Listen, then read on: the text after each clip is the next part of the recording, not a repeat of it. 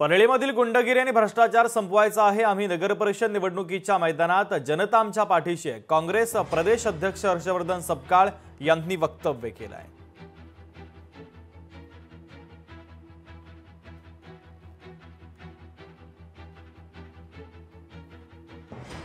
परळी या गावामध्ये काँग्रेस या ठिकाणी लढत आहे आणि काँग्रेसचा या ठिकाणचा सद्भावनेची जी साथ घातली आहे त्या अनुषंगाने आम्हाला आशा आहे की या ठिकाणची गुंडागर्दी, या ठिकाणचा भ्रष्टाचार, या ठिकाणच्या विकृतीला मुठपाती द्यावी करिता या निवडणुकीत आम्ही मैदानात परळी या ठिकाणी उतरलो आहोत। आघाडीच्या युतीच्या संदर्भात आम्ही अधिकार स्थानिक पातळीवर दिले होते, त्यामुळे स्थानिकांनी जो निर्णय घेतला तो आम्हाला मान्य आहे आणि दुसऱ्या बाजूला आमच्या मित्रपक्षांनी देखील तशाच स्वरूपाचा निर्णय हा घेतलेला होता।